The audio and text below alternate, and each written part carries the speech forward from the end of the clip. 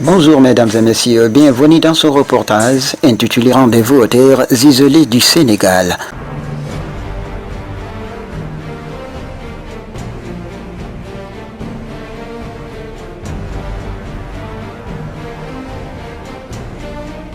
Mesdames, Messieurs, attachez bien vos ceintures. Avant de faire le tour de la ville de Kolda, nous allons visiter le plus grand ancien pont non achevé de la ville. Il s'agit du pont de Idel.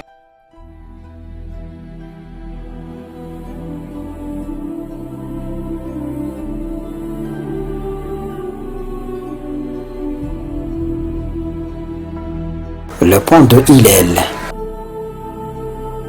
Devant rallier ce quartier au reste de la commune, le pont de Idel est devenu un éternel sentier.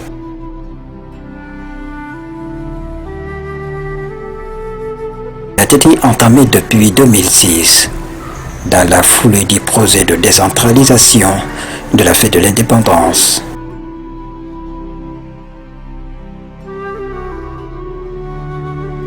Après quelques retouches avec les sentiers du Promoville, il est abandonné avec des fers et des poteaux en béton non terminés.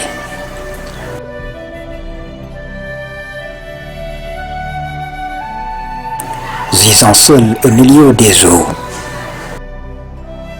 Aujourd'hui, les piétons le traversent en patausant.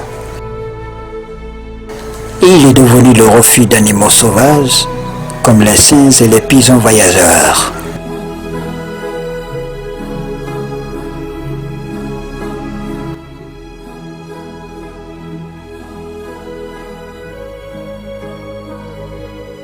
Les travaux ont beaucoup tardé et pendant la saison de pluie, les populations sont obligées de faire le détour de plus de 3 km pour allier à l'hôpital régional. Un grand fléau pour les femmes enceintes et les personnes gravement malades qui doivent se rendre à l'hôpital. Cette situation a abouti à une circulation dense du centre-ville. Chers téléspectateurs, cette fois-ci, nous allons partir au deuxième pont de Kolda, sur la route de Fafakuro, devenue une route de l'impossible pour les voyageurs.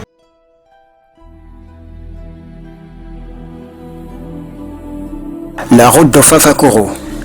Aujourd'hui, il est difficile de quitter Kolda pour allier Médina Yoro-Fula par la route en passant par la commune de Benyarabé. Le pont situé sur l'axe Benyarabé-Kolda, communément appelé deuxième pont, est sous les eaux. C'est la conséquence des fortes pluies enregistrées ces dernières années.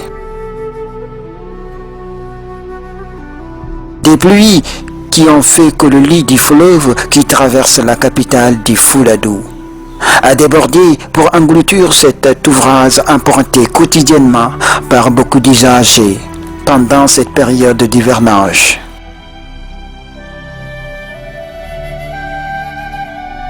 Le voyage sur ce tronçon révèle un véritable parcours de combat. Après les pluies, les personnes traversent cette zone à bord de pirogues, de fortines ou de sarrettes équines moyennant la somme de 200 francs CFA. Les motocyclistes déboursent un montant de 1000 francs à cette traversée. Cependant, les risques sont réels. Cette traversée se fait sans gilet et parmi les passagers, on note les personnes vulnérables telles que les enfants, les femmes et les vieux. Et enfin, nous allons terminer notre voyage vers le marché central de Kolda qui est le corps du Fouladou.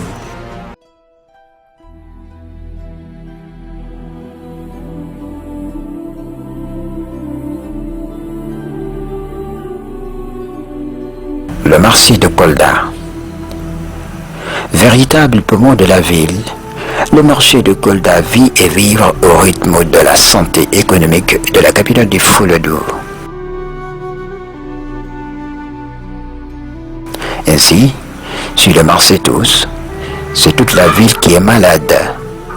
À part le transport par moto Jakarta, aucun secteur économique n'est prospère à Kolda.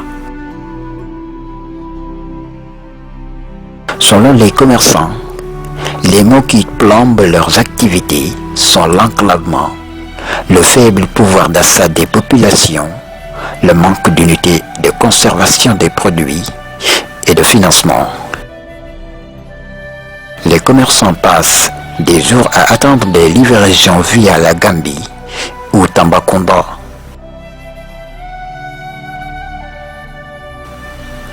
Car toutes les voies d'accès à la ville sont exécrables. Même si la route de Vélingara à Kolda est en réfection, le département manque quand même de voies d'essence, ce qui entrave réellement leurs activités. En outre, avec la crise, le faible pouvoir d'achat de la population se répercute sur les activités, avec un chiffre d'affaires carrément en baisse depuis quelque temps.